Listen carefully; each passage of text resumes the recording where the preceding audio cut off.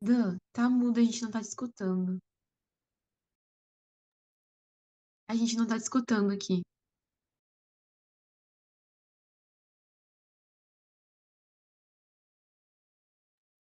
E agora, tá? Aham, agora sim. Agora foi, né? Tá bom. Então, página 184, exercícios de cinética, tá bem? Na questão um, gente, para a gente relembrar aquela questão do gráfico de energia e o que que é importante nesse gráfico de energia. Você saber diferenciar energia de ativação, energia de complexo ativado e ΔH. Se você sabe isso no gráfico, tá tudo certo. Então, ele fala o seguinte, ó. Ele dá uma reação. Aí, ó, nesse caso, ele colocou uma escala de energia. Ele coloca ali energia em quilojoules por mol e o caminho da reação. Eu vou escrever só CR. Ô, gente, quando ele fala assim, ó, no gráfico no eixo Y, tá? Energia em quilojoules por mol, ele está falando da energia dos reagentes, produtos e complexo ativado. Então, os reagentes começam com energia. Nossa, bom, tá aqui. Entalpia dos reagentes. Só para a gente ir, porque depois a gente pega as perguntas e responde de uma vez só. Entalpia dos reagentes, 20 kilojoules por mol. Vai conferindo. Aí o gráfico atinge um pico, opa, de 100. O que que é esse 100? Hã? O que é isso? O 100. Isso aqui é a entalpia do complexo ativado. E a diferença do reagente para o complexo ativado é o que eu chamo de energia de ativação, que são os 80 joules, 80 quilojoules. É essa energia que o reagente precisa absorver para atingir complexo ativado. Aí nos produtos a entalpia vai para 80. Ficou meio estranho o gráfico aqui, mas tudo bem. 80. Pronto. Fechou? Então, outra coisa que dá para identificar no gráfico, gente, é o ΔH. Ó, ΔH. Pronto. Tá? Duas coisas importantes. ΔH pode ser positivo ou negativo. Energia de ativação, não. Energia de ativação é sempre absorvida para o reagente e virar complexo, ok? Aqui, no caso, ΔH é positivo. Reação endo. Segunda coisa, não existe relação nenhuma entre energia de ativação e ΔH. O que eu quero dizer com isso?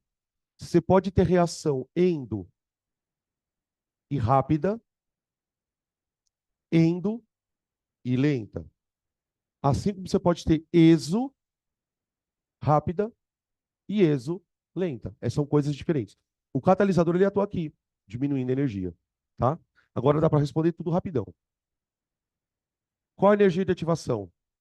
80. Então já vamos colocar as respostas aqui. 80 kJ por mol.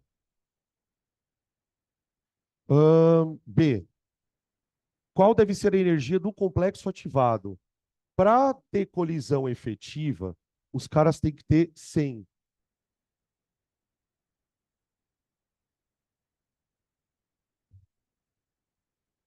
ΔH, aí ó, ele fala assim, porque isso a gente ainda não viu, né? Mas já começando os spoilers. Essa reação, ele colocou assim, ó, A mais B dando C mais D, não é?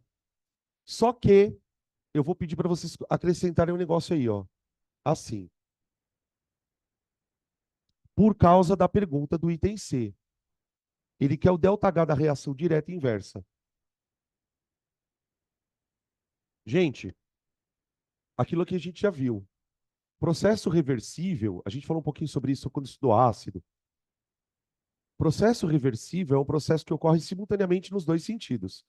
Então, para reações que forem reversíveis, e a gente vai usar muito isso na parte de equilíbrio, para reações que forem reversíveis, eu olho para o ΔH assim, isso para direta, e eu olho para ele assim, para inversa. Então, para direta, ela é endo, e ela absorve 80. 80 não, desculpa. 60. E a inversa é ESO. Então, o ΔH da endo é mais 60. E o ΔH da ESO é menos. Opa, peraí.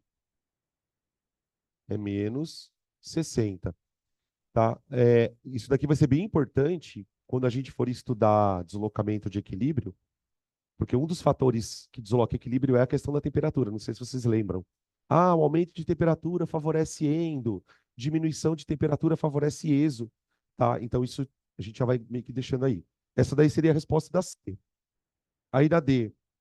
Trata-se de uma reação endo ou exo? Justifique. Já está meio justificado no D, no B, no C, né? A direta é endo. Direta, endo, pois ΔH maior que zero. Pronto, acabou. Tá? Isso também é aí sempre bom fazer essas questões mais discursivas, né? Para o pessoal que eventualmente, que eu já sei que alguns de vocês aqui vão querer fazer discursiva. Resposta curta, direta, uma linha, sem precisar ficar, sabe? Tipo, tá aí. Fechou? Dois. Dois.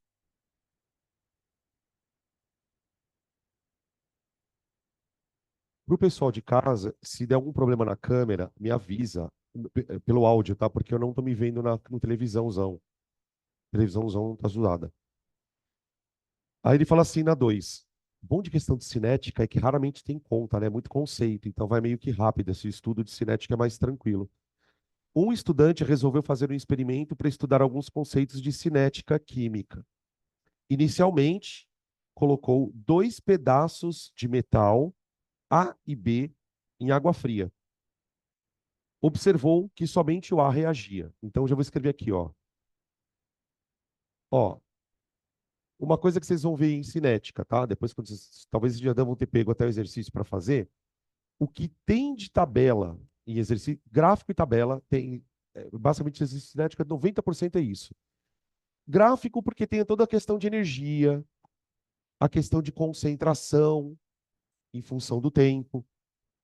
Tabela, porque uma das maneiras de controlar, existem várias maneiras de controlar a reação, a velocidade de reação. Temperatura, superfície. Então é muito comum o cara propor experimentos comparativos. Então, por exemplo, nesse caso ele pegou 2 metais, isso aqui eram metais, tá? E reagiu com água fria e somente o A reagiu. E o B não. Agora, para um pouco aqui. Que reação é essa? Ó a xícara. Que reação é essa?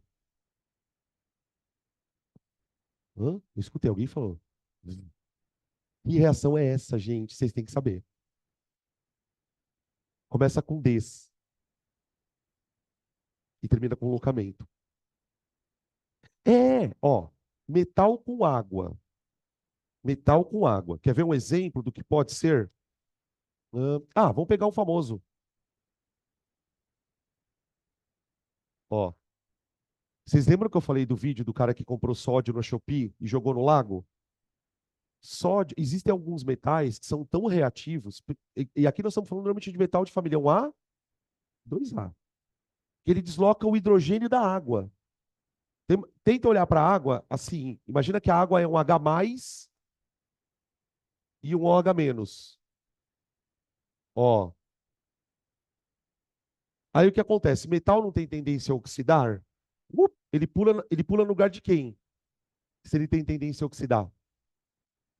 Do H+.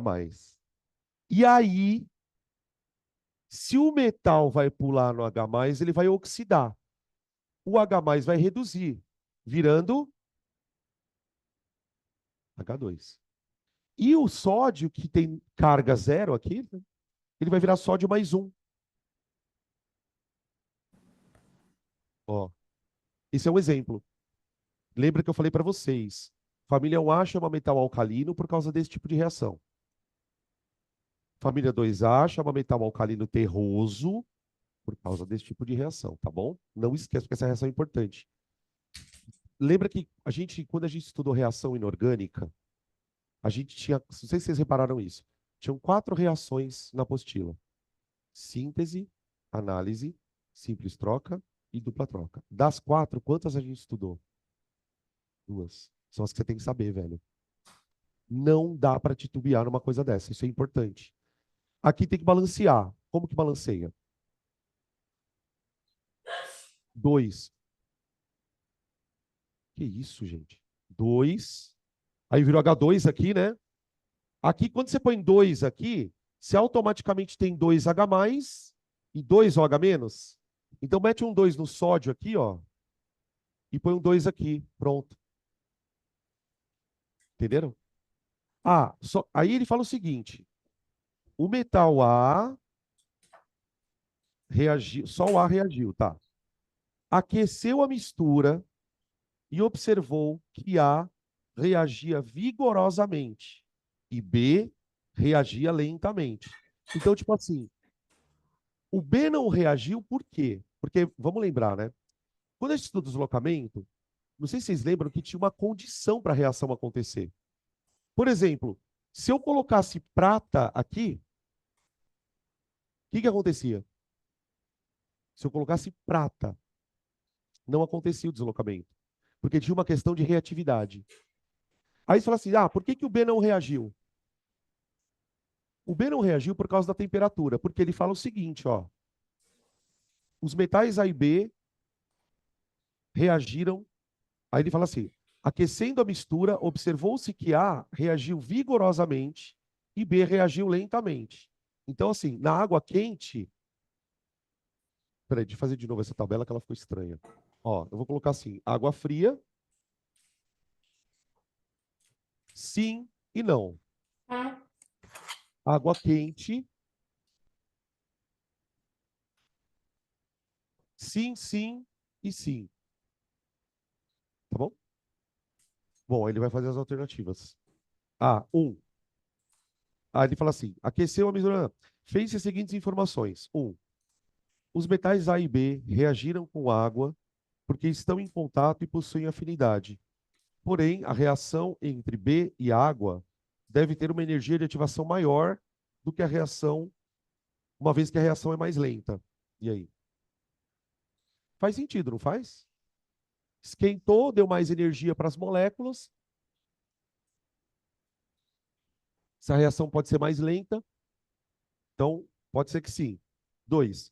O metal A reage mais vigorosamente em água aquecida, porque a rapidez de uma reação é proporcional à frequência de colisões. E em água quente, a energia cinética das moléculas aumenta, resultando no maior número de colisões por segundo, tornando a reação mais rápida. Acho que também faz sentido, né? Mais temperatura, mais energia. Alô? Mais temperatura, mais energia, mais colisões. 3. Comparando-se as reatividades, o metal A poderia ser o ouro e o B poderia ser o sódio. É o contrário, né? O A, ele reage bastante, tanto na água fria como na quente. Na verdade, o outro não podia nem ser o ouro, porque o ouro não reage nem na água fria nem na água quente. Ouro, prata, esses metais de maior nobreza, né? Eles não deslocam na água, tá? Inclusive, gente, o critério, não sei se lembram que na aula de simples troca, eu passei para vocês uma fila de reatividade, e no meio da fila tinha quem? Que não era metal, o hidrogênio. Porque o critério de nobre é em relação a ele. Tipo assim, se o metal desloca o hidrogênio, ele não é nobre. Porque basicamente ele oxida na água. Os metais que não deslocam já entram numa escala de nobreza. São metais que, entre aspas, né, bem grosseiramente, não enferrujam na água. O ouro não enferruja na água, tá? Beleza? Então ficou 1 e 2, alternativa B de bola. B de bola. Vê se ficou alguma dúvida. Tudo bem? Questão 3. Olha lá, bem padrãozinho de tabela.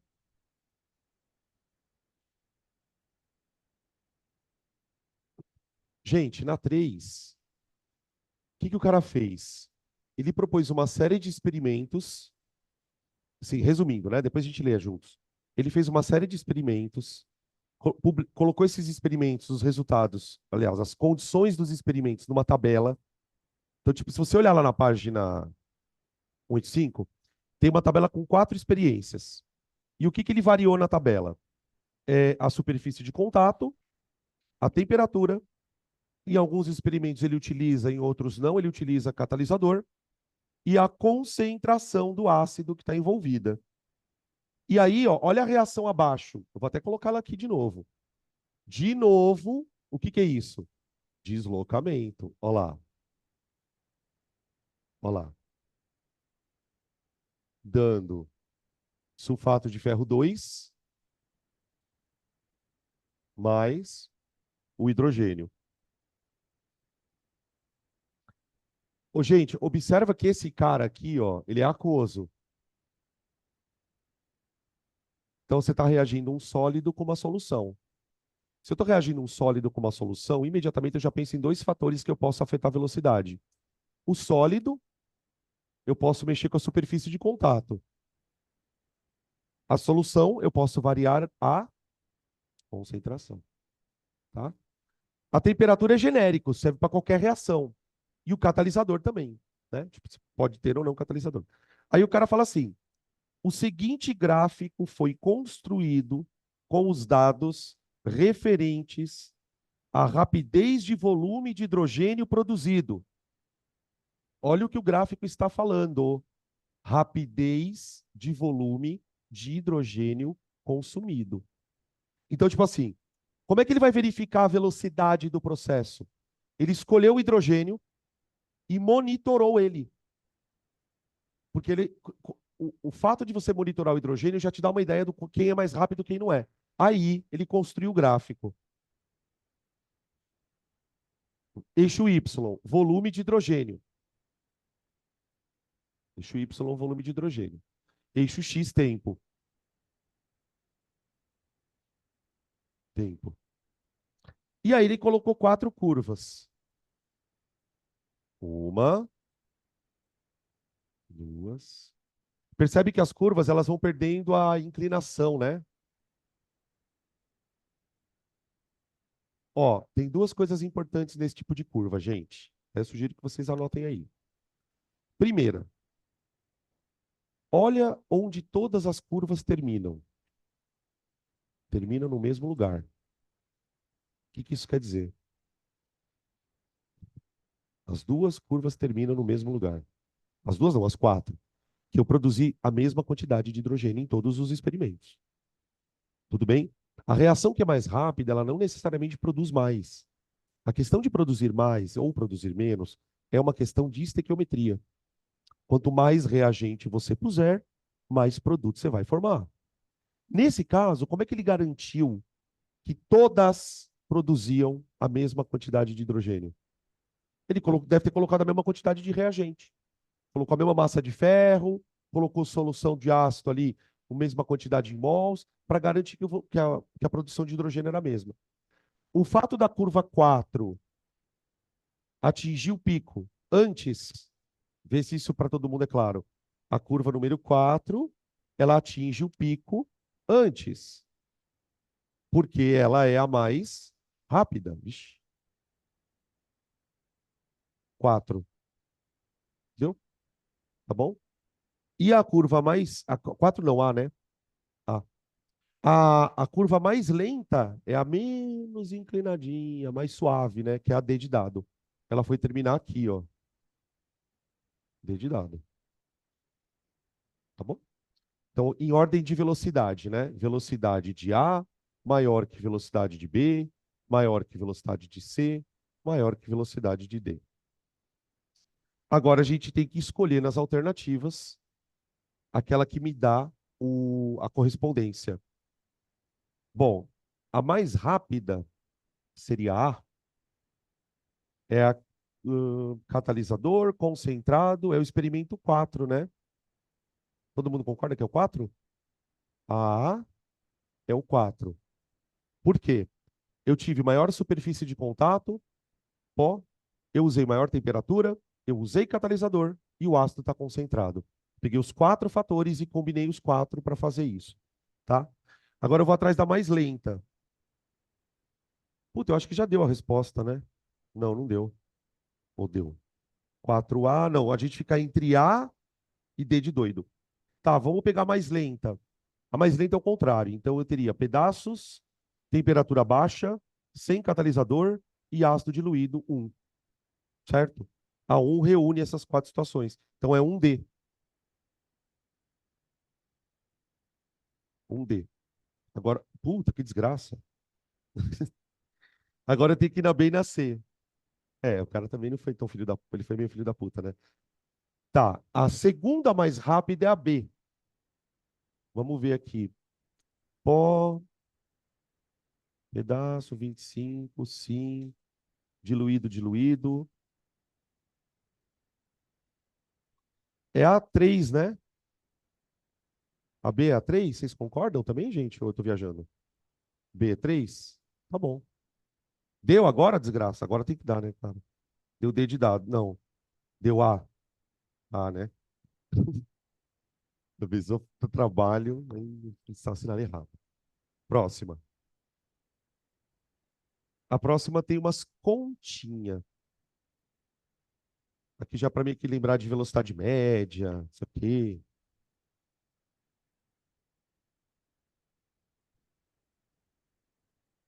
4.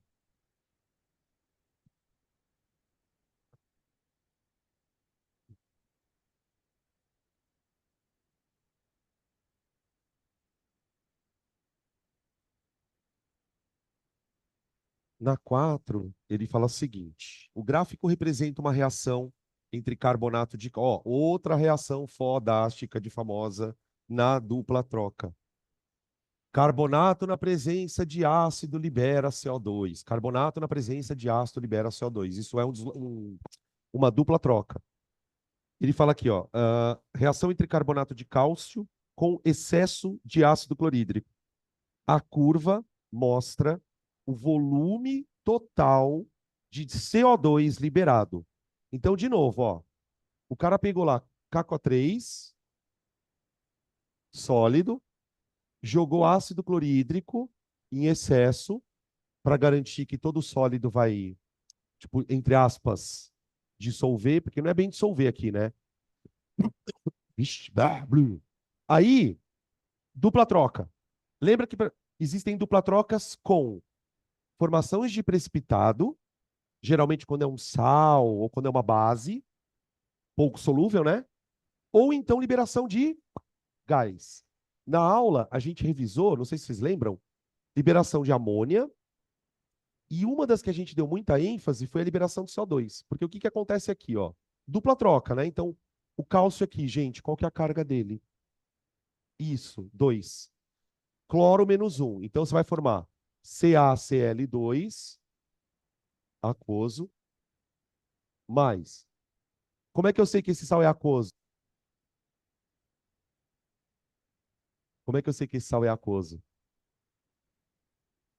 Bianca, lembra da nossa conversa sobre isso? Da necessidade de decorar os bagulho? Como é que eu sei se esse sal é solúvel ou não? Decorei. Onde que tem essa tabela? Dupla troca, tá? Aí vem o composto volátil, que seria H2CO3. Só que o H2CO3, na verdade, ele é instável. Então a gente escreve assim, ó, CO2 mais água líquida. Aqui eu vou escrever assim, ó, H2CO3. Tá bem? Aí balanceia. Se colocar um 2 aqui, já deu, ó. Vê aí. Tudo bem? Beleza. Eu tinha uma coisa para falar que eu não lembro o que era, mas tudo bem. Aí ele deu um gráfico do volume de gás. Você percebe que o problema é muito parecido com o anterior?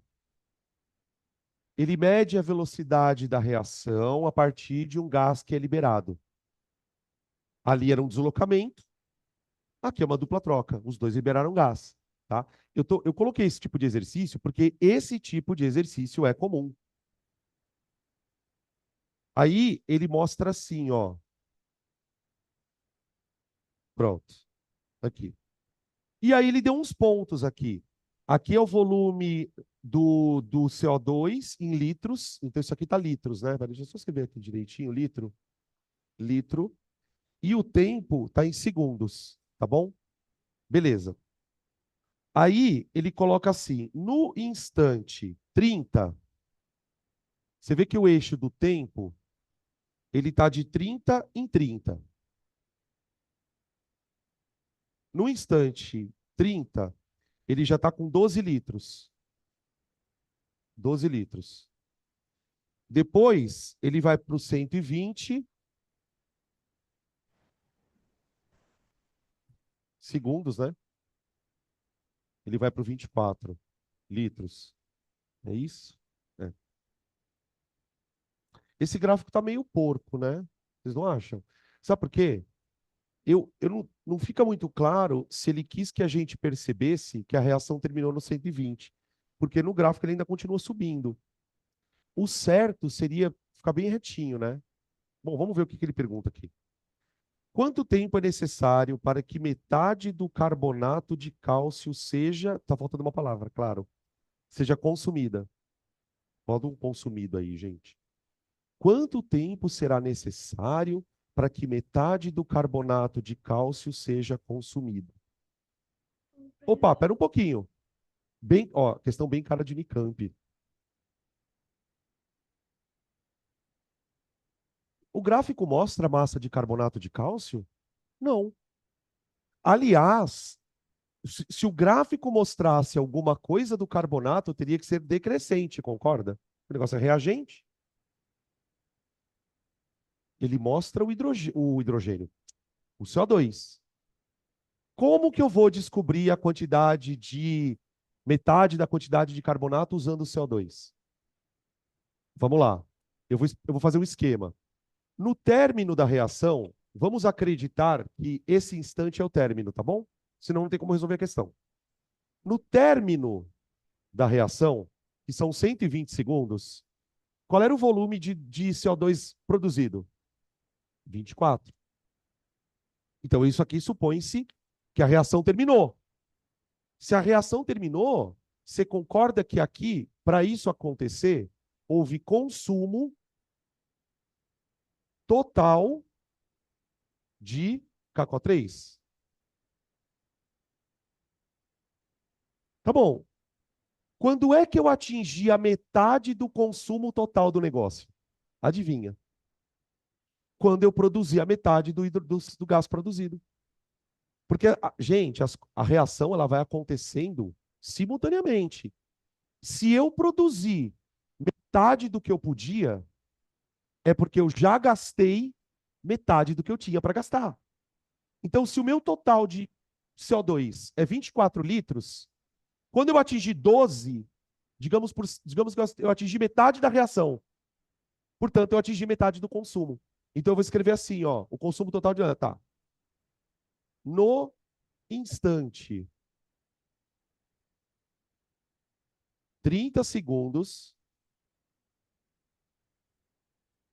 havia 50% do produto formado. Do produto formado. Indicando assim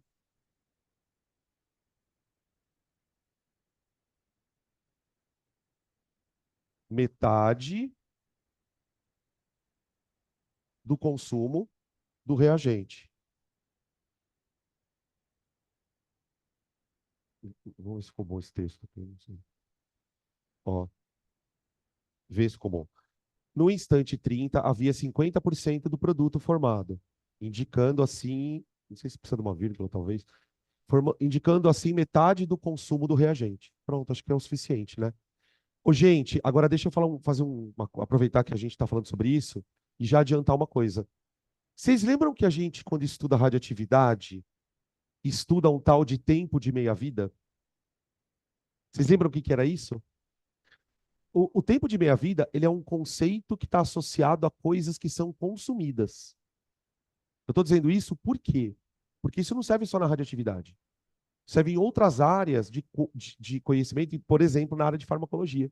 Né? Por exemplo, quando a gente vai tomar antibiótico, geralmente o médico fala, olha, toma de 8 em 8 horas. Ou toma de 12 em 12, depende do remédio, né? O, um dos critérios que se usa para estabelecer de quanto em quanto tempo você toma, claro, é a dose que você vai tomar durante o dia, mas o tempo de meia-vida. Por quê? O medicamento ele começa a perder o efeito, entre aspas, né? Quando a concentração dele cai metade no organismo. Então você toma um medicamento, seja um antibiótico, ele vai entrar, vai passar para o seu sistema digestório, vai entrar na corrente sanguínea, vai se distribuir no corpo e vai atingir uma concentração, que eles chamam de concentração plasmática. A partir dali, velho, aquilo começa a entrar no fígado e aí o fígado metaboliza. Então a concentração vai diminuindo. Quando atinge metade da concentração, você já tem que repor o medicamento. Principalmente se é um medicamento como de controle, né? No caso, antibiótico, porque senão as bactérias voltam a crescer ali, né? Então, isso aqui é tempo de meia-vida. Eu estou falando disso por quê? Porque isso é tempo de meia-vida. O tempo de meia-vida do CACO3 é 30 segundos. E olha que louco, né? Lembra que uma das primeiras coisas que a gente descobriu na teoria é que a reação vai perdendo a velocidade. Olha, esse gráfico mostra bem isso.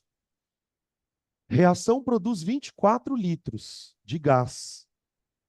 A primeira metade foi produzida em 30 segundos. A segunda metade foi produzida em 90. Percebe que a segunda metade foi mais lenta para produzir? Justamente isso é uma evidência de que a reação vai perdendo a velocidade por causa da frequência de colisões, né? Beleza? Tá. Qual o tempo necessário para que metade do já foi? B. Calcule a rapidez média. Rapidez média é velocidade, tá? No intervalo de tempo de 120. Velocidade média em 120 segundos. 24 litros em 120 segundos. Tá bom? Ele quer expressar em litro por segundo mesmo, então tá. Vai dar 2,02 litros por segundo. C. Observando a inclinação da curva no gráfico, em qual dos intervalos de tempo houve maior formação de CO2? Olha lá, aquilo que a gente estava falando. No intervalo entre 0 e 30. Vou colocar aqui no cantinho, ó. C. Entre 0 e 30 segundos. Tá bom? Utilizando o gráfico, estime o valor aproximado da velocidade instantânea no instante 20. Puta, essa é foda.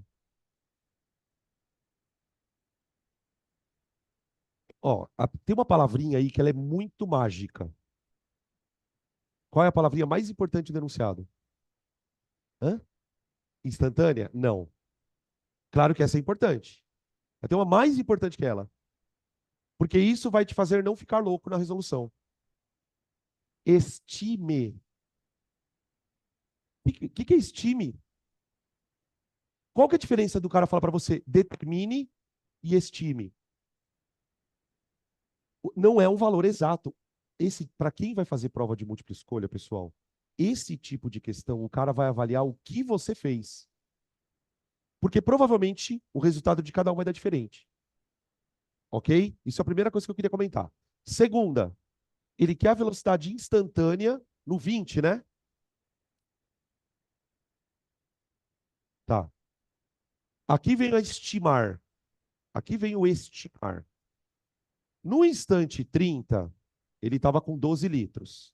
Então agora vocês vão olhar aí no gráfico de vocês, vão me dizer que valor vocês estimam que ele tenha produzido no instante 20.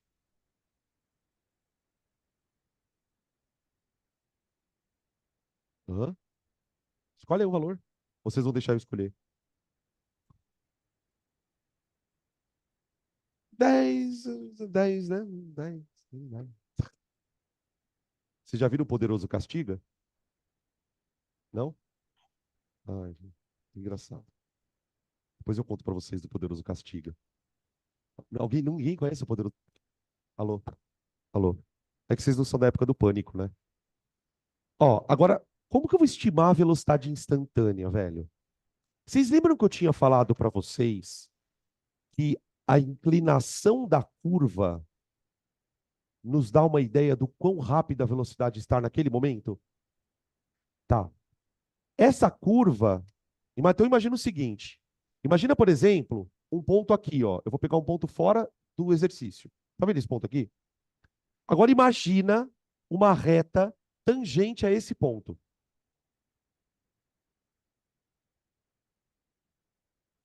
Não tem? Tudo bem? Você concorda que essa reta tem um ângulo de inclinação? E esse ângulo tem uma tangente? Adivinha o que é essa tangente? É a velocidade. Igualzinho na física. Mas igualzinho. Só que na física é deslocamento, alô, por tempo. Aqui é quantidade por tempo. Então, o que na matemática a gente chama de coeficiente angular. É a tangente do ângulo de inclinação daquela reta. É o coeficiente angular. Então é o seguinte, velho. Sabe como é que você tem que estimar essa bosta aqui? Você tem que imaginar qual é o coeficiente angular da reta tangente nesse ponto. Você tem que imaginar qual é a tangente deste ângulo. Como que a gente calcula tangente em gráficos? Normalmente é cateto oposto sobre adjacente. Então nós vamos fazer o seguinte, já que eu vou estimar, né? Eu tenho que escolher uma reta tangente no 20, mas que eu consiga calcular a porra da tangente. Então eu vou imaginar uma reta que não é exatamente tangente ao 20, mas ela passa pelo 20 e pelo 30. Porque aí eu consigo estimar um ângulo para esse valor. Tá? Olha que bonito isso. Puta, é muito bonito, caralho, isso. Tá vendo esse intervalo aqui? Por que esse ângulo aqui não é o correto? Porque esse intervalo é muito grande. Se eu conseguisse reduzir esse intervalo, por exemplo, entre 20 e 21, não ia estar uma reta mais tangente ao ponto? Então, quanto mais eu consigo reduzir, mais próximo é. Existe uma ferramenta matemática que consegue reduzir esse intervalo a uma coisa infinitamente pequena, chamada derivada. As derivadas na física, na matemática, elas são recursos justamente criados para esse tipo de situação. Você tem uma curva, você precisa do coeficiente angular da porra da reta naquele ponto. Como que você vai fazer a coisa mais próxima do real? Você teria que reduzir esse intervalo muito pequeno. A derivada faz isso. Ela tem um mecanismo matemático. Eu estou falando disso porque quem criou isso foi o Newton. Foi ele que desenvolveu a técnica de derivada para conseguir fazer as coisas na física. Tá? Enfim, voltando. Então, ó, vamos calcular a tangente desse ângulo, tá? Eu vou colocar aqui e entender. Gente, eu vou escrever assim, ó, a velocidade instantânea é igual à tangente do ângulo alfa. Onde quem é alfa? É a inclinação desta reta aqui, ó.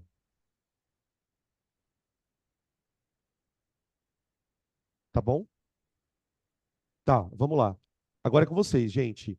Quem é o cateto oposto? Vocês têm que imaginar esse triângulozinho minúsculo aqui, ó. Tá bem? Quem é o cateto oposto? Seria o ΔV. É a variação de volume do hidrogênio. É o ΔV, que vale 20, né? Sobre. Eu coloquei a formulinha, tá? Estou colocando a formulinha. Quem é o cateto adjacente? É o ΔT. Então, a gente estima que a velocidade instantânea, naquele momento, é 2 dividido por 10. 2 dividido por 10. Isso vai dar 0,2 litros por segundo. Não. Não por quê? Porque isso significa que a nossa aproximação foi uma merda. Porque o que acontece? Isso aqui é a média. A gente esperava que esse valor desse maior que a média.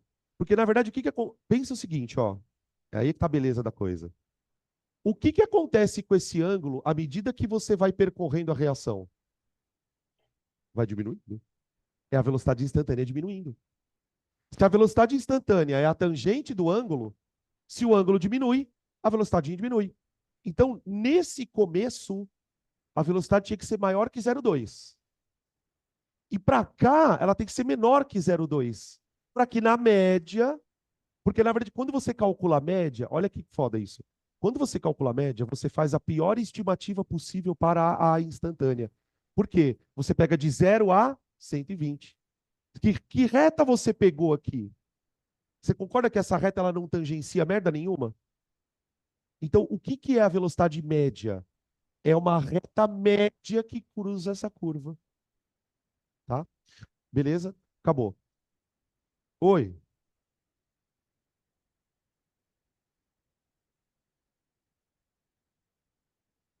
Ah, você fez uma aproximação melhor que a nossa. Você lembra que aproximação você fez aqui?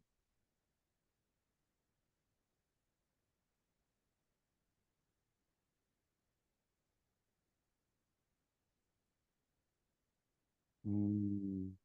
É, você pegou uma outra régua. Você pegou uma outra reta. Você pegou uma reta assim, ó. Você pegou uma reta assim. Porque aí você, quando você faz a regra de 3, você está assumindo que o negócio cresce como uma reta, tá? Tudo bem, tá tudo certo, tá? Oi, o que que você fez? Vai, conta. Puta, nerd é foda, né? Ah, vai tomar no cu. Peraí, me explica que eu quero entender isso aí. Você fez. Pessoal de casa, atenção, tá? Ele resolveu isso aqui por move. É isso que vocês ouviram, tá? Move. Não, você não ouviu nada diferente, é move. Então vai.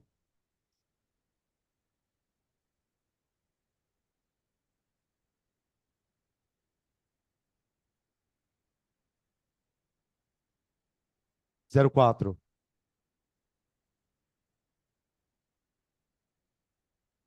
Ih, olha lá, pronto. Eu tava achando estranho, velho. 04.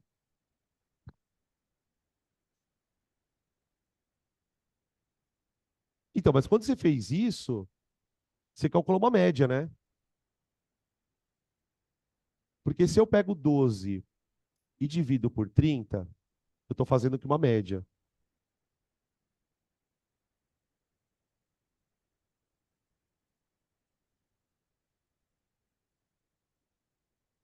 Misericórdia.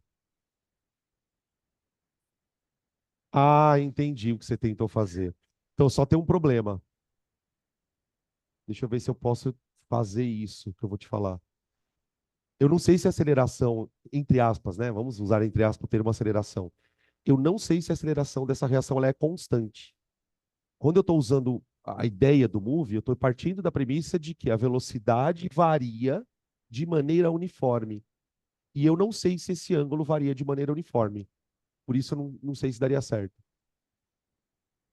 Por isso que é estimado. É o que eu falei para vocês, gente. Cada um vai dar um jeito aqui. Qualquer pessoa que tentar fazer esse exercício vai dar um jeito diferente, tá? O cara vai olhar o que você fez. O cara vai olhar o que você fez, tá? Beleza? Mara. Oi. Para além de decorar o quê?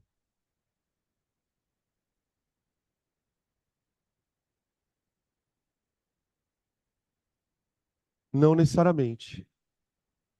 Eu já falei para você sobre isso. Você me fez essa pergunta semana passada. Exatamente a mesma. B. B não. Não, acabou, né? Agora é questão 5.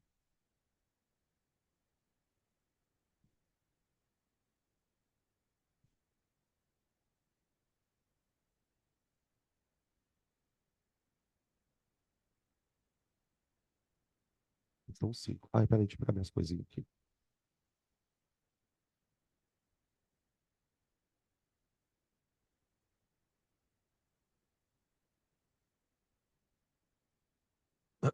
Na questão 5, a questão aborda aquelas situações em que a reação ocorre em etapas. Então ele fala o seguinte, ó: a uma mesma temperatura, os álcoois etanol e 1-octanol reagem com PbBr3 segundo as reações. Então vamos lá.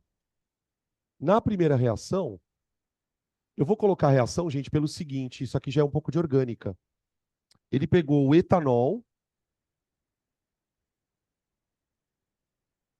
e reagiu com esse tal de desculpa, BR3. Tribrometo de fósforo, alguma coisa do tipo. E aí rolou uma reação onde o composto orgânico virou o quê? O que que é isso aqui, ó, gente? Hã? Ó, isso aqui é um álcool, tudo bem. E isso aqui, o que que é, ó? É um aleto orgânico. É o 1-bromoetano, tá? E um subproduto aqui, que é o BR2POH, Virgem Maria Santíssima. O que que é isso? Tenho a mínima ideia.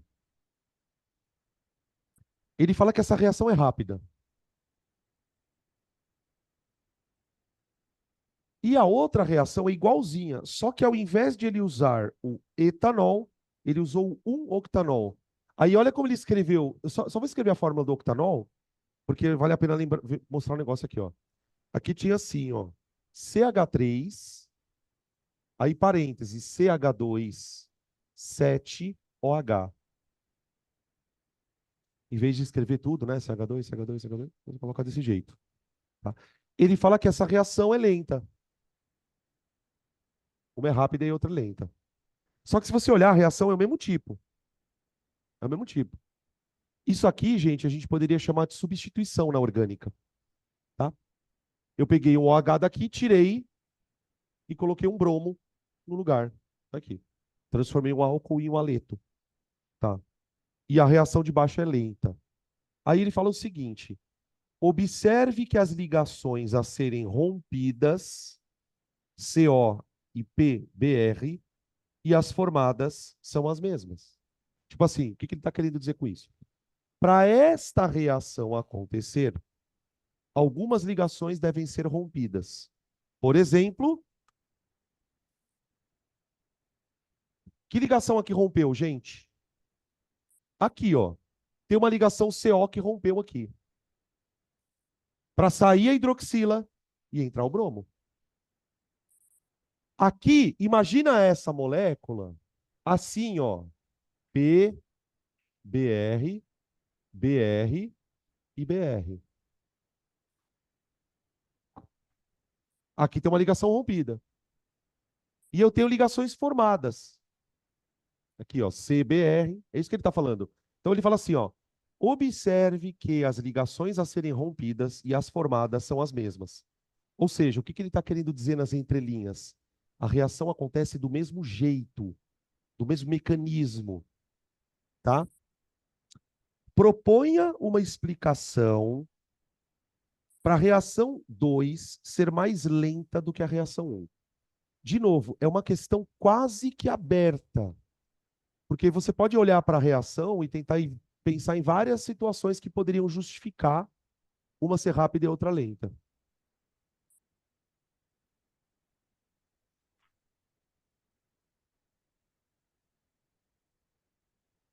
Possibilidades.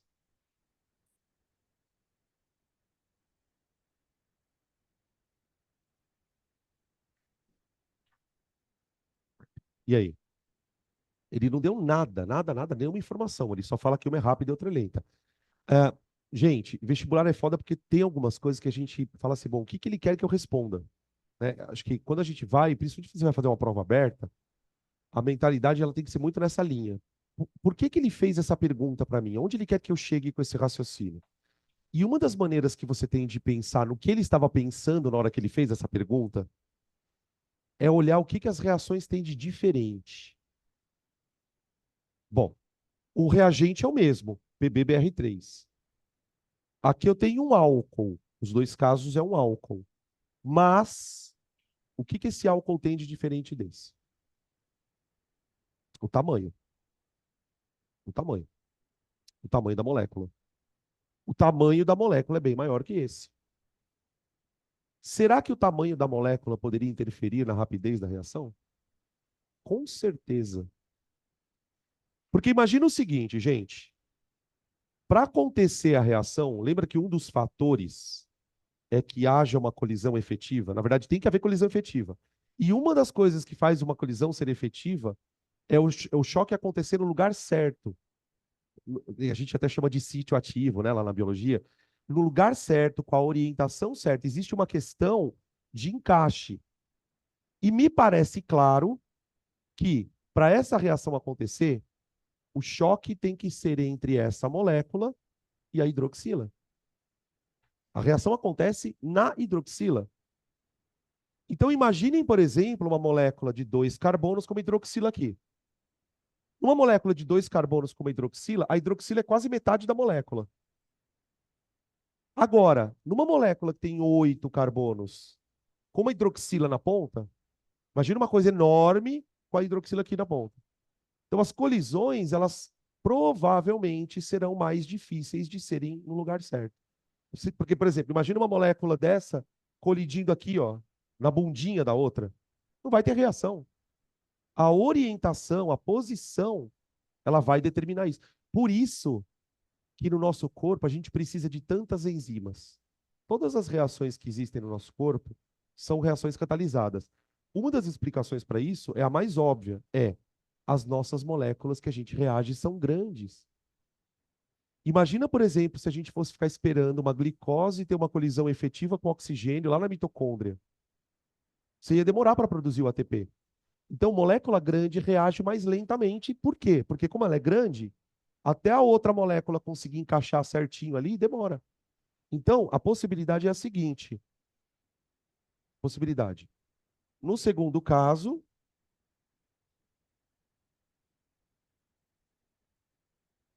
a molécula do reagente é maior do reagente. Molécula do reagente é maior,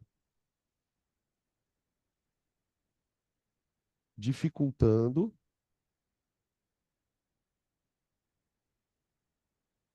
a orientação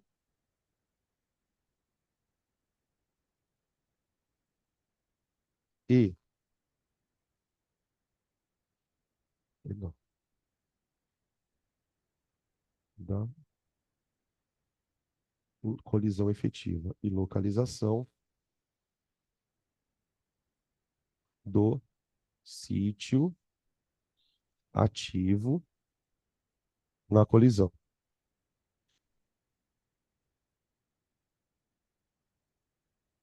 Tá? Esse tipo de coisa, da molécula ser mais difícil de reagir, faz com que, para que você consiga acelerar o processo aqui, você pode aumentar a temperatura, mas normalmente não é isso que se faz. Normalmente é usar catalisador mesmo. Tá? Porque aí, o que, que o catalisador faz? É mais ou menos assim. O catalisador, imagina essa molécula aqui lá dentro se movimentando loucamente. E aí a outra molécula tem que dar sorte de bater bem na hidroxila para reagir, taranã. Quando você põe o catalisador, geralmente o que, que ele faz? Ele se liga com essa molécula, tum, e, e além de deixar essa molécula praticamente parada, o catalisador tem uma propriedade, por isso que o catalisador é específico, de expor a parte da molécula que vai reagir. Então, tipo assim, se o OH é quem vai reagir, o que, que o catalisador faz? Ele expõe o OH, deixa a molécula parada e expõe o OH. Aí a outra molécula vem, bate e reage. E o mais louco é que quando ocorre a reação, né? Tipo, a molécula vem, bate e reage, o catalisador solta imediatamente o produto. E já está pronto para catalisar outro ciclo. Por isso que a gente fala no estudo do catalisador, não sei se vocês lembram, que o catalisador é regenerado. Então ele gruda no reagente, catalisa, solta. Aí fica lá. Aí vem outro reagente, ele gruda, catalisa, solta. É uma maquininha de catalisar. Tá? Beleza? Ahn, é isso. Ui.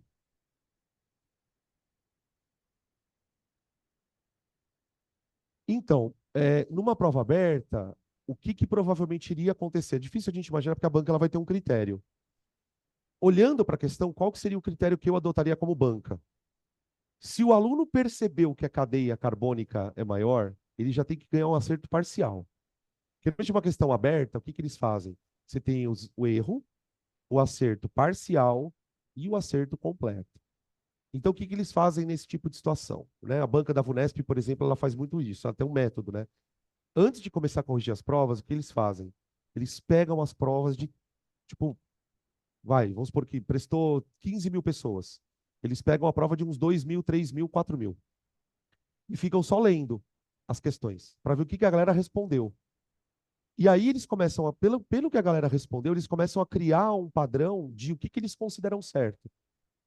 Então, olha, nessa questão, o aluno que deu a melhor resposta falou que a cadeia era maior e o problema disso é que tinha tananã, tananã, tananã. Esse cara vai ganhar um acerto máximo.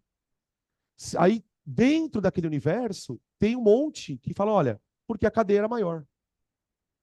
Só que não estabeleceu uma correlação com a cadeia e o fato da reação ser mais lenta. Tá, mas por que a cadeia maior é mais lenta?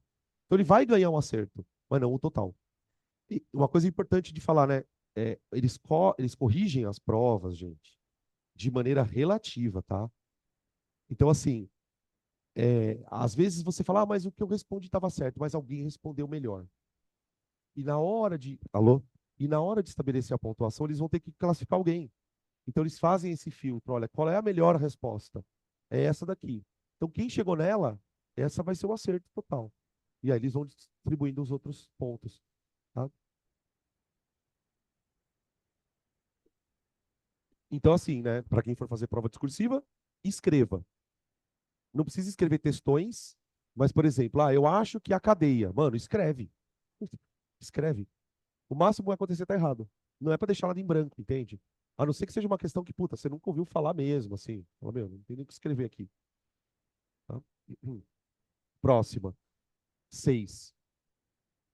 Estudando os fatores que influenciam a velocidade das reações, os cientistas imaginaram uma explicação simples para o modo como a qual são quebradas as moléculas dos reagentes e são formadas as moléculas dos produtos. É chamada teoria das colisões. Aí, VUF.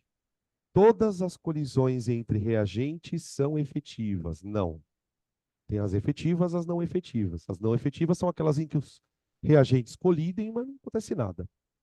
2. A velocidade da reação é diretamente proporcional.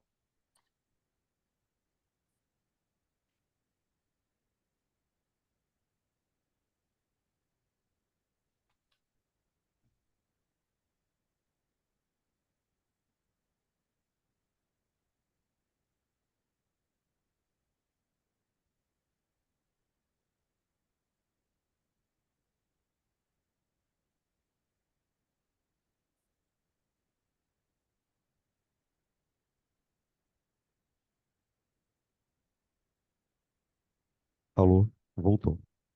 Voltamos. Fui trocar a bateria, pessoal. Começou. Aqui. Voltando então na frase 2. A velocidade da reação é diretamente proporcional ao número, à frequência de colisões efetivas? Sim. Aumenta o número de colisões, aumenta a rapidez. 3. Existem colisões que não são favoráveis à formação de produtos? Sim. Que é justamente o que a frase 1 estava errada, né? 4. Quanto maior for a energia de ativação, maior será a velocidade da reação. Ao contrário, quanto maior a energia, menor a velocidade da reação. Tá bom? Ficamos então com C, 2 e 3. C.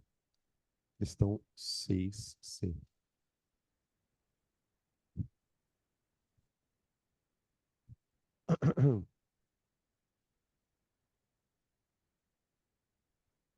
Questão 6C. 7. A 7 tem gráfico de novo. Observe o gráfico abaixo. Aí ele vai fazer afirmações de verdadeiro ou falso para essa reação. Tá? Deixa eu só colocar o gráfico rapidão aqui. Aqui ele colocou o gráfico, né, da velocidade em função da concentração de amônia. Se você olhar lá na reação, né, é amônia se decompondo em nitrogênio e hidrogênio. 2NH3 gasoso. dando N2 mais 3H2. Aí, gente, aquele raciocínio da inclinação, da curva, ele vale aqui do mesmo jeito, só que agora uma decrescente. Então, a gente tem lá uma curva decrescente. Ele deu alguns pontos. Ele deu no instante um, no instante um, no instante 2 e no instante 3. 1, 2 e 3. Isso está em segundos.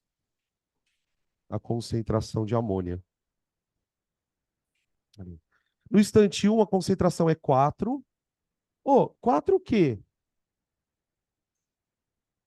Então, quando está em colchete, é mol por litro, tá, gurizada? Sempre mol por litro. No instante 2, ela está em 2 mols por litro. Aqui, no instante 2, ela está em 2 mols por litro. E no instante 3, ela está em 1, provavelmente, né? Ali o cara quis mostrar o 1. Então, aqui. Hã? Ah, é hora, pode crer. Obrigado. Valeu. Tá bom. Agora vamos lá para as alternativas.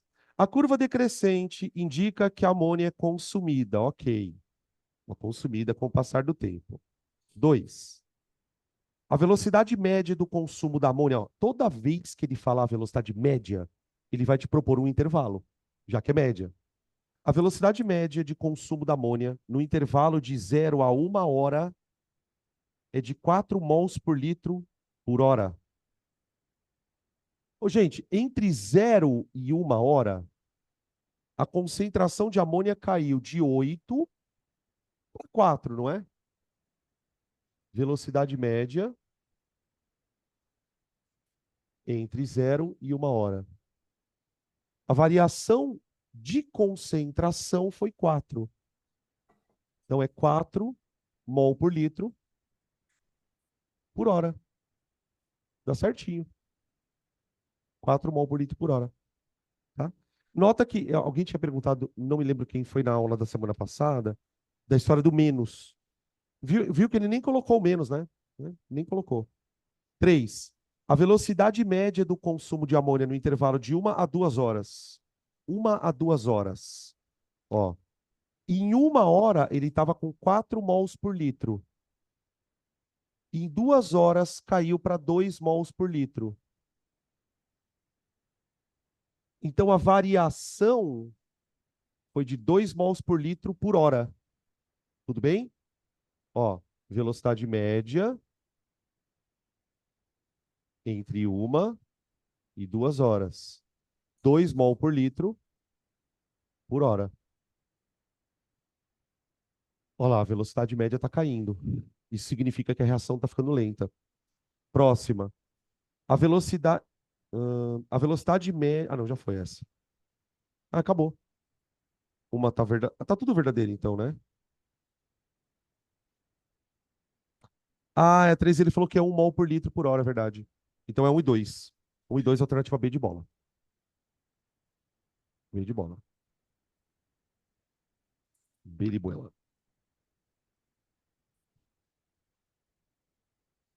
8.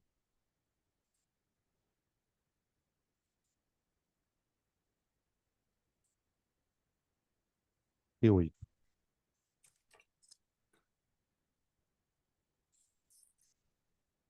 Oi.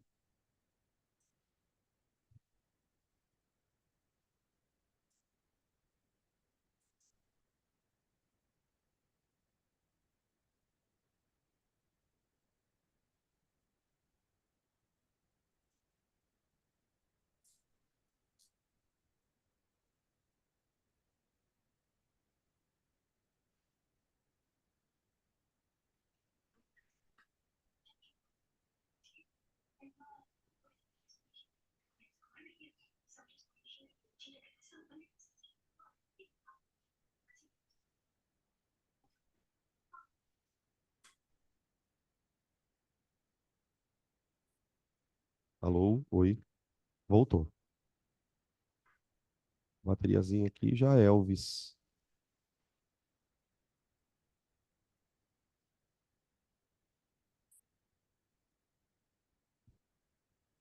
Então, Edivan, sobre a sua pergunta da unidade de velocidade, né?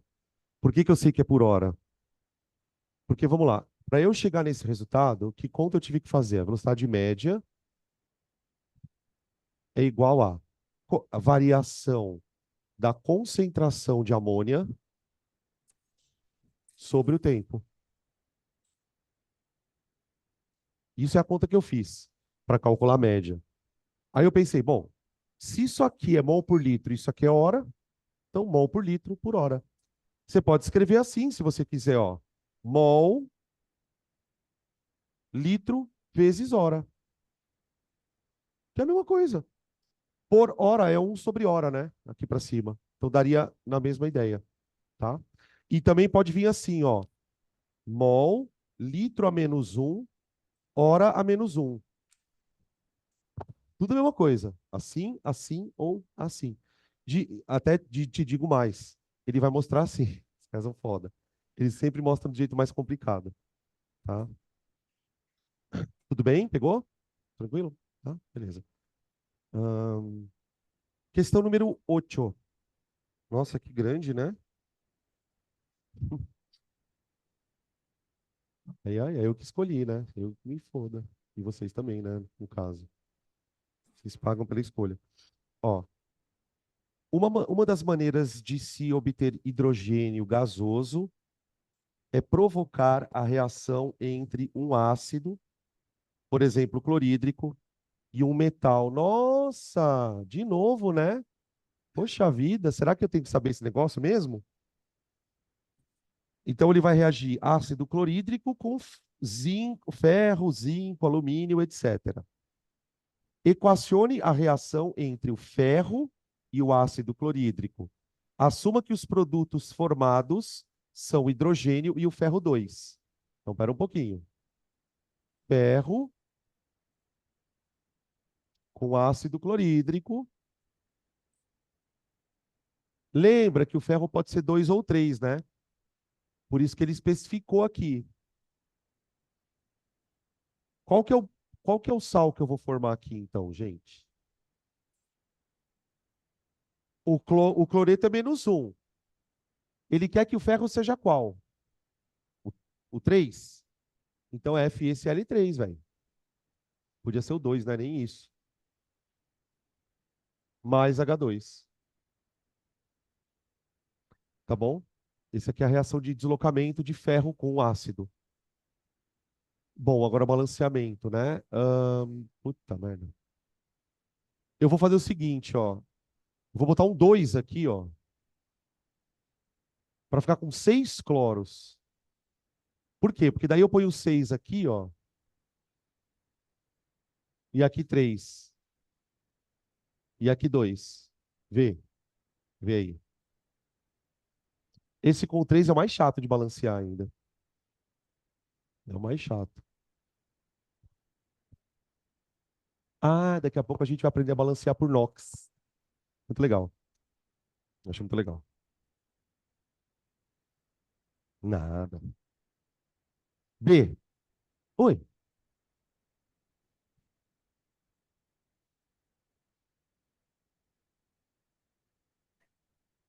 É, aí se você colocar 3 sobre 2 aqui, fica 1, 3 e 1. Pode, pode. Tá? Normalmente o pessoal costuma colocar os menores inteiros, mas não está errado, não. B. Qual a quantidade de matéria, mais conhecida como número de mols, de hidrogênio formada quando 112 gramas de ferro participam da reação? Dado massa do ferro 56. Quero usar 112, gente. Quantos mol eu estou usando de ferro? 2. 2. Ó, 2 mols de ferro, que são 112 gramas, produzem 3 mols de hidrogênio, de gás. Tá bom? Beleza? Então, o próprio balanceamento da equação já me deu a resposta do item B. Isso aqui é o item B, ó. Você não precisa nem fazer a regra de 3, porque quando você monta a primeira linha, ó, já está aqui.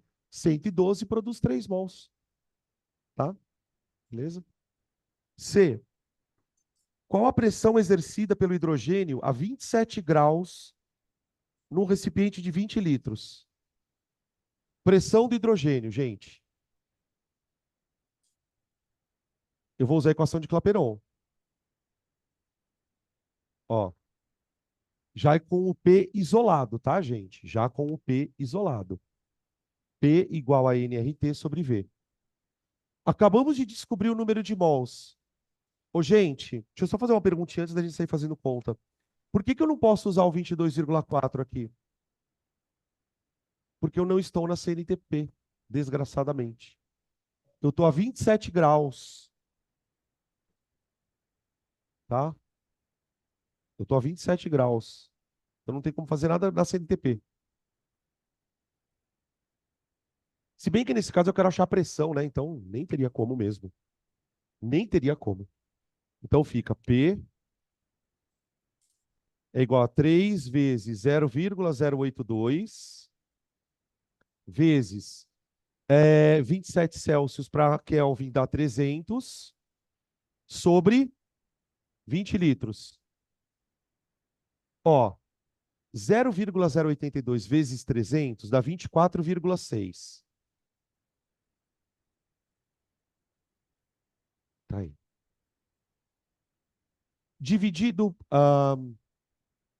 Que merda. Tudo bem.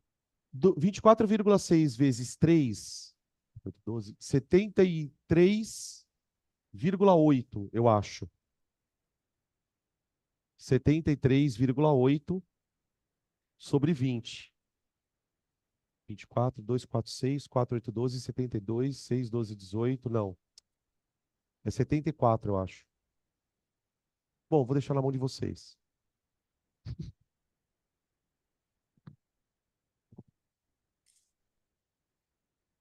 Deixa eu apagar aqui. Não acho que seja 73,8.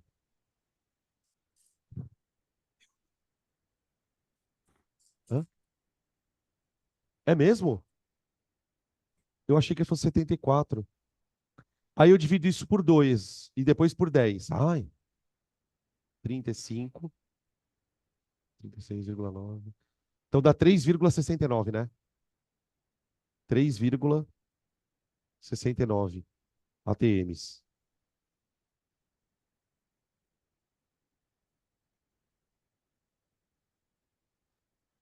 Virou um problema de estequiometria, né? Sempre bom. Parece que faz muito tempo, né? D.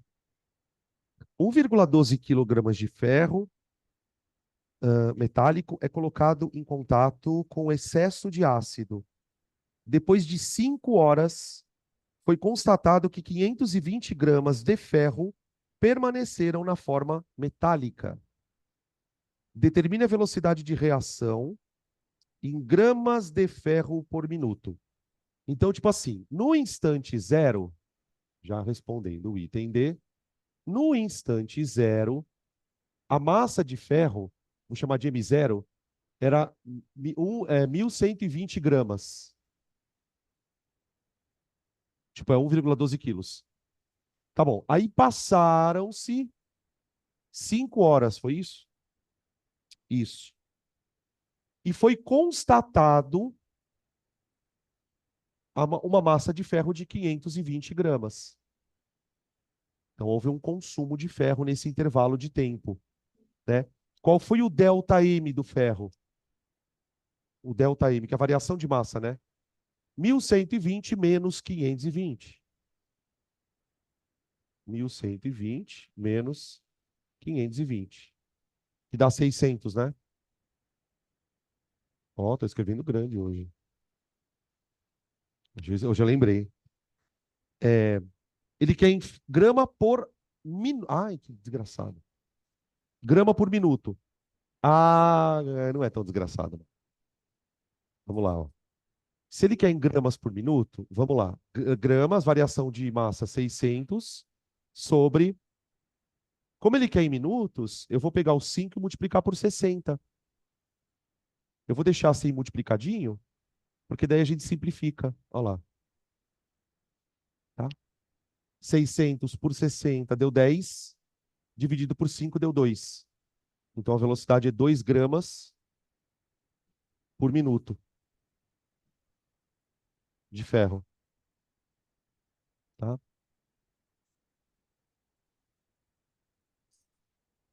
Depois ele quer a velocidade de hidrogênio em mol por minuto. E agora?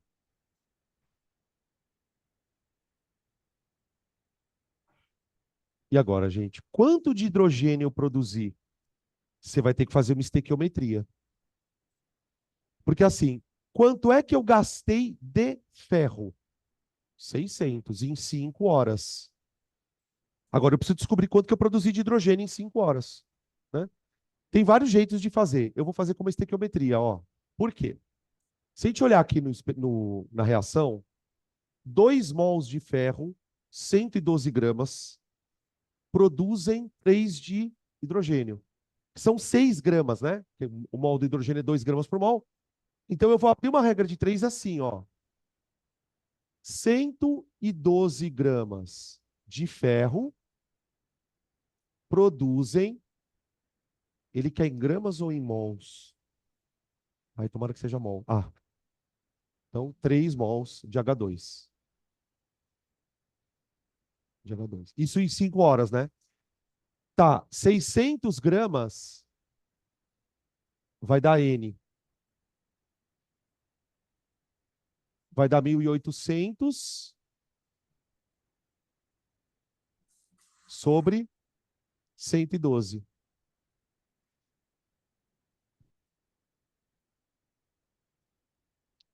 Uns 14, sei lá. 13.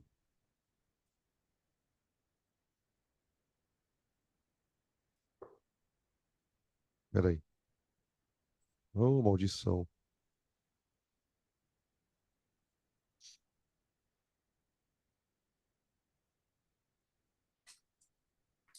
Deu 16, é isso mesmo.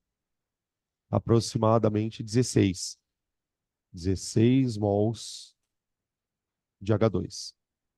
Agora eu vou dividir isso pelo tempo. Velocidade média, só que em termos de H2.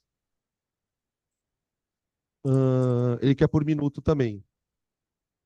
Então é 16 mols em 5 horas, que são 300 minutos. Tá bom? Aqui a gente podia arredondar para 15, né? 16 dividido por 300. Vai dar 0,05. 0,053, né? Um pouquinho maior que 0,05. Tá? É mols por minuto. Eu vou escrever assim, ó, mol vezes minuto a menos 1, tá? Mol vezes minuto a menos 1. Deixa eu ficar um pouquinho aqui para o pessoal de casa conseguir pegar aqui essa tela.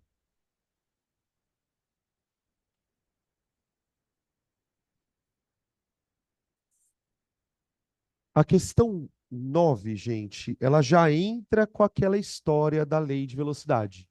Tá? Essas últimas questões agora, principalmente a 9 e a 10, né? Elas vão trabalhar com essa ideia de lei de velocidade. Depois a 11 e a 12 são de vestibular de múltipla escolha, né? Inclusive a 12 acho que é do Enem, se não me engano. Não sei se é a 12 ou a 11 ou as duas. Aqui ele deu uma tabela.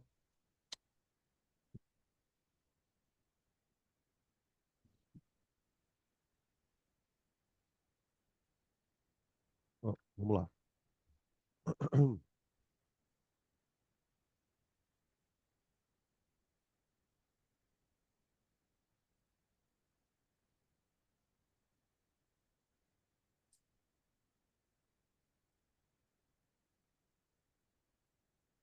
9. Ele diz o seguinte na 9, gente. Considere a fase gasosa da reação entre o óxido nítrico e a molécula de bromo a 273 graus Celsius. A velocidade inicial de formação do NOBr foi determinada experimentalmente para várias concentrações do NO e do BR2. Então, ó, ele fala que foi determinado experimentalmente, ou seja, ele foi lá para o laboratório e mediu. Aí ele pede no item A para que a gente determine as ordens da reação do NO e do BR2. E também pede no item B para que a gente determine a constante de velocidade. Então, ó, se o cara me deu... Não sei se vocês lembram que, para você determinar a equação de velocidade, você precisa saber se a reação é elementar ou não elementar. Como nesse caso ele não disse absolutamente nada, mas deu a tabela, eu vou investigar.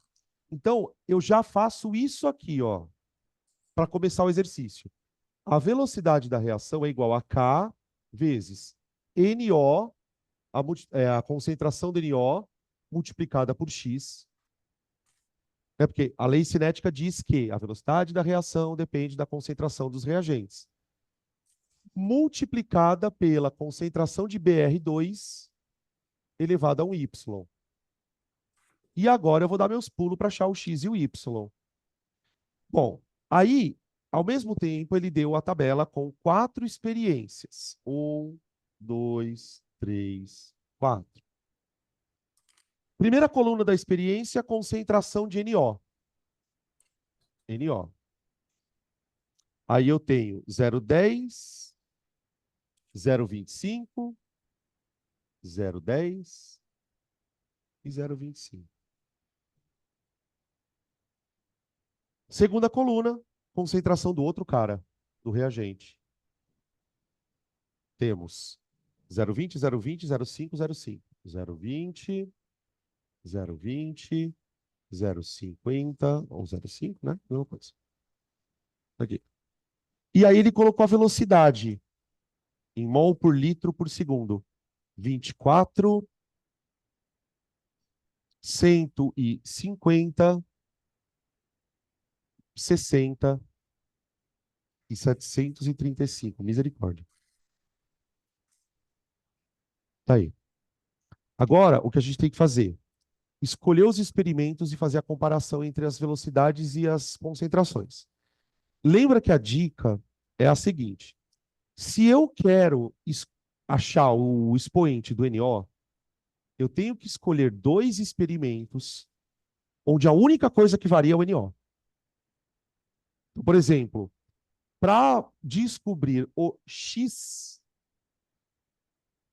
eu posso olhar para os experimentos 1 e 2. Dá uma olhada aí.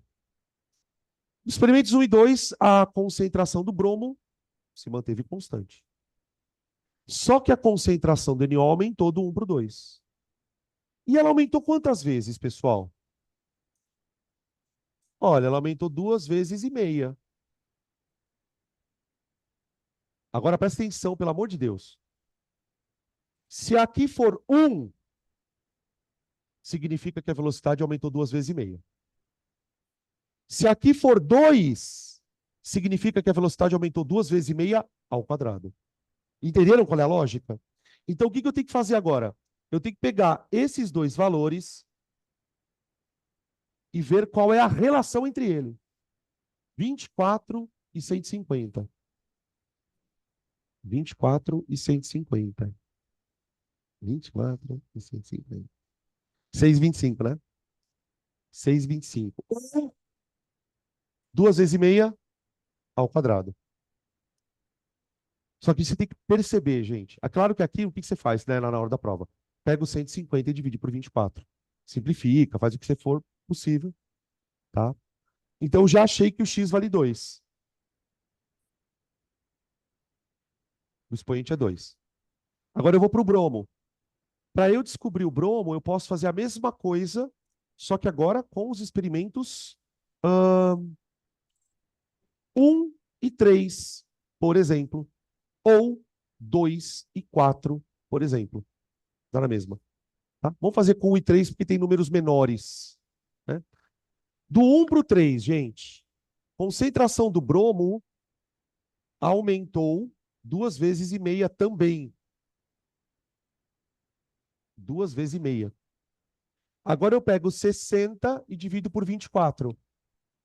Quanto dá? 2 vezes e meia, não é? O número 60 é 2 vezes e meia maior que 24. Perceberam isso? Então, quando eu aumento 2 vezes e meia a concentração de um reagente, só do bromo, aqui para cá, ó, eu aumento 2 vezes e meia o valor da velocidade. Então, isso significa que nós estamos trabalhando com uma grandeza diretamente proporcional. Tá? Então, o Y vale 1. 1. Tudo bem? Para uma prova de múltipla escolha, essa é a pergunta normalmente que se faz. Só que, antes da gente, né, ir para frente, olha o que ele fala no item B. Determine a constante de velocidade. Esse tipo de pergunta não é comum em prova de múltipla escolha. Mas em prova discursiva é. Como que eu vou achar a constante de velocidade? Bom, agora, gente, eu já sei a equação de velocidade. Então, para o item B, eu tenho que a velocidade é k vezes concentração de NO elevado ao quadrado vezes a concentração do bromo elevado à primeira.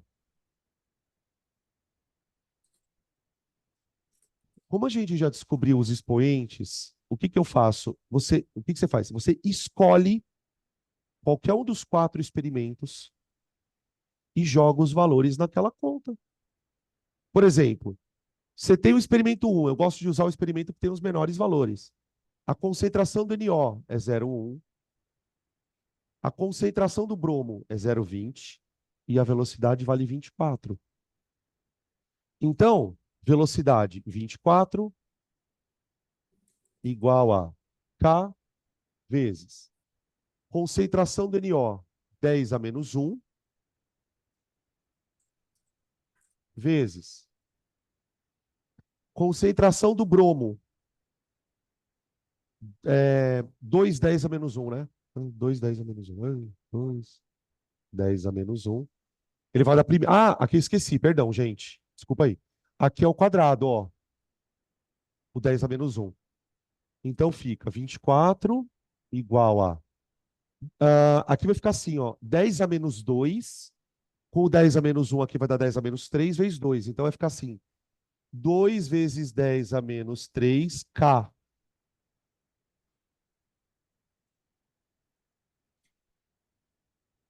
K.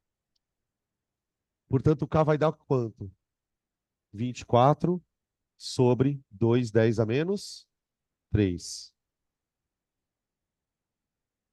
Vai dar 12 mil, né? Não. É, né? 12 mil. 12 mil. Pronto. Esse é o valor da constante. Então, essa questão da unidade ela é meio foda, pelo seguinte. Normalmente, ela tem unidade, tá? Só que, qual que é o problema? Muitas vezes a gente não escreve a unidade da constante. Aqui, gente, um parênteses, pelo amor de Deus. Esta constante não é a constante de equilíbrio. Porque quem já estudou esse assunto sabe que daqui a pouco a gente começa a falar de equilíbrio. Isso aqui é uma constante de velocidade. Tá bem. Qual que é a unidade dela? Depende da equação. Porque olha só, dá uma olhada nisso aqui, ó.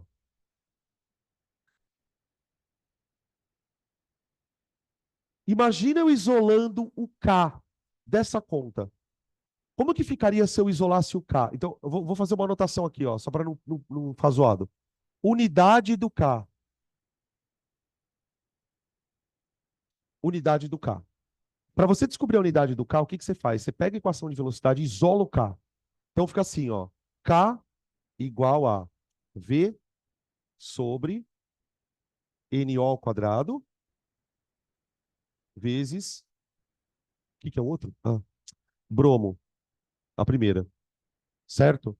Agora, o que que você faz? Trabalha só com as unidades. Por exemplo, se você olhar na tabela, qual que é a unidade de velocidade que está na tabela? Tá, mol por litro por segundo, certo? Então eu faço assim, ó.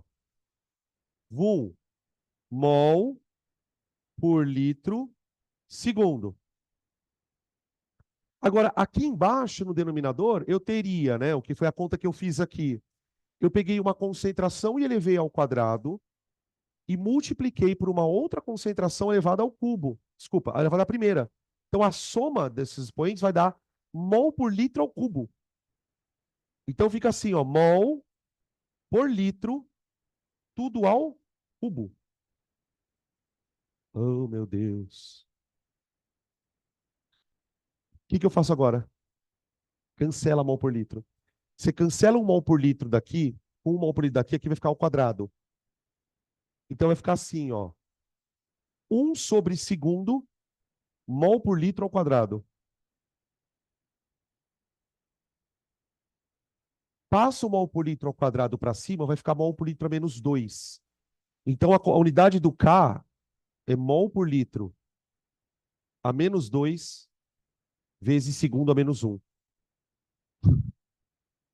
Deu para entender qual que é a merda? Só que assim, para cada equação essa conta vai dar um resultado. Por isso que o pessoal acaba não colocando o valor da constante, tá? Beleza. Vamos fazer o intervalo? Eu não quero atrapalhar o café de vocês e nem o meu, tá? A gente volta às 10h30, tá bom, gente? Ó, e nós terminamos 12h30, tá? Não vou descontar em vocês não meu atraso, tá? 12h30 a gente termina. A gente volta em 20 minutos, tá?